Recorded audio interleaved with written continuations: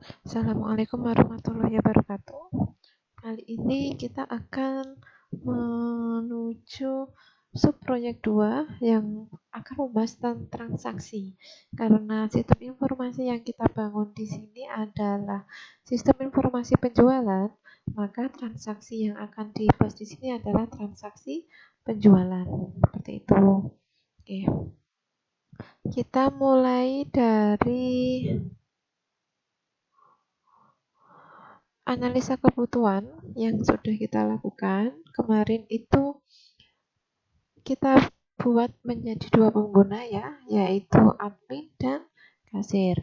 Untuk admin kemarin kita beri akses untuk mengelola user, mengelola barang, dan menghapus log aktivitas. Nah, hari ini kita akan tambahkan dengan mengelola data transaksi. Untuk kasir, kemarin kita beri akses untuk login logout, kemudian mengubah profile, dan mengelola data barang. Nah, kali ini akan kita tambahkan menambah data transaksi. Kemudian untuk semua user akan kita simpan di data log aktivitas. Oke, jadi untuk perancangan sistemnya, kita tambahkan satu use case, yaitu mengelola transaksi, di mana admin sistem itu nanti bisa mengelola transaksi, bisa menambah, bisa melihat, bisa mencari, bisa menghapus, gitu ya. Sedangkan kalau kasir itu hanya bisa menambahkan dan melihat, jadi tidak bisa menghapus. Jadi akan ada perbedaan akses di transaksi antara admin dan kasir untuk use case menghapus. Untuk melengkapi itu, kita perlu menambahkan satu atribut lagi yang dia atribut pada database ya, yang dia digunakan untuk menyimpan data transaksi penjualan. Jadi yang pertama yang kita lakukan adalah kita membuat database untuk tabel transaksi penjualan. Di sini ada 8, silakan dibuat ya, seperti ini. Nah, ini untuk menu transaksi penjualan. Ya, pastikan di sini ada inputan data, kemudian di sini ada tabel yang berisi data yang akan dibeli, data barang yang akan dibeli, kemudian ini proses pembayarannya. Di sini ada label transaksi, label jam, dan ini label jumlah harga. Selanjutnya ini menu log transaksi untuk kasir. Jadi setiap transaksi nanti akan disimpan di log transaksi, data transaksi. Di sini ada button lihat. Kemudian di sini admin, ketika kasir melakukan transaksi akan tersimpan dan dapat juga dilihat oleh admin. Kemudian di sini ada button lihat dan button hapus. Gitu. Log transaksi ini akan dipanggil di menu log setelah log aktivitas. Nah, di bawahnya. Oke, selanjutnya kita siapkan sebuah kelas untuk transaksi penjualan. Silakan buat kelas transaksi penjualan dengan rancangan seperti ini ya. Nah, ini untuk metode get data transaksi penjualan. Nah, dari sini ya. Get data transaksi penjualan. Ini insert transaksi penjualan. Jadi setiap penjualan kita buat metodenya. Kita simpan dalam tabel transaksi penjualan di database. Gitu. Kemudian untuk penjualan, transaksi penjualan, kita perlu untuk modifikasi kelas barang. Yang kita tambahkan di sini adalah 2 metode, update stok dan get stok. Karena ketika ada penjualan, maka stok pasti akan berkurang. Jadi kita lakukan update stok barang dengan stok yang baru, di mana stok yang baru itu adalah stok sebelum sebelumnya dikurangi dengan item barang yang dibeli, gitu ya. Stok sebelumnya ini adalah diambil dari database menggunakan metode getStock. GetStocknya ini. Gitu. Jadi logikanya kita ambil dulu dari database, kemudian kita kurangi dari item barang yang dibeli, disimpan dalam variabel stok, dan kemudian kita update. Gitu. Selanjutnya kita menuju ke halaman transaksi penjualan. Seperti ini ya, yang tadi kalian sudah desain.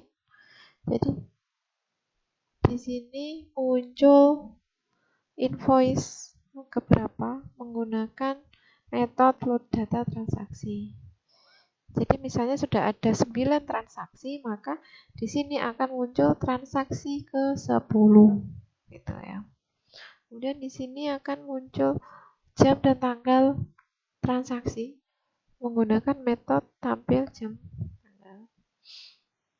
Kemudian di text field ini akan dilakukan action perform untuk mengeload data barang. Jadi pencariannya berdasarkan kode. Nah, di sini adalah model tabel transaksi. Selanjutnya, ini adalah metode untuk transaksi penjualan. Ini konstruktor. Jadi setiap dijalankan metode ini, dia sudah langsung ngeload data transaksi yang ada di database. Jadi kalau sudah ada 9 transaksi, di sini pasti defaultnya 10. Kalau ada 10 transaksi, maka di sini akan ada invoice 11 seperti itu. Ada 2 konstruktor ya, yang satunya dan namanya. Nama digunakan untuk nanti masuk ke tabel log transaksi. Jadi siapa yang menjual. Nah, ini untuk menampilkan jam tangan, jam dan tanggal. Kemudian ini digunakan untuk mengeload data transaksi. Jadi di sini ya. Nah, ini. Jadi di sini kita simpan datanya, kemudian kita tambahkan 1. Jadi kalau di database ada 9, maka yang tampil dalam label adalah 10 seperti itu. Nah, kalau ini adalah load data barang yang digunakan kalau kita mencari. Nah, ini pengujian untuk penjualan. Jadi ketika dibuka form penjualannya, kita masukkan kode di sini. Kode di sini berarti kita menggunakan action perform yang aksinya adalah kita ngeload data barang. Hasil data barang yang di-load nanti akan muncul nama dan harganya. Seperti itu. Aksi selanjutnya adalah ketika kita sudah memasukkan atributnya berupa item ya, yang di sini kita masukkan, maka kita klik tombol tambah ya, button tambah ini digunakan untuk menampilkan di dalam tabel. Juga digunakan untuk menghitung subtotal belanja. Aksi yang ketiga yaitu aksi hapus. Jadi kalau ada kesalahan input di tabel, maka bisa kita hapus. Caranya adalah dengan kita berikan mouse klik dulu. Nah, maka dia akan muncul di sini. Kemudian baru button hapus. Kalau button hapus, otomatis penjualan di sini juga akan berkurang. Maka di sini akan ada proses perhitungan. Total yang baru adalah total dikurangi subtotal. Gitu. Kemudian yang terakhir adalah proses pembayaran. Jadi kita masukkan di sini pembayaran, maka akan ada metode action perform, di mana yang harus dibayar itu adalah, yang dikembalikan itu adalah yang dibayarkan dikurangi dengan total. Total kembalian nanti akan ditampilkan di sini. Baru kemudian klik bayar, maka akan ada proses transaksi yang sudah kita buat tadi dan proses update stok. Seperti itu. Nah, seperti ini kira-kira tampilannya nanti ya.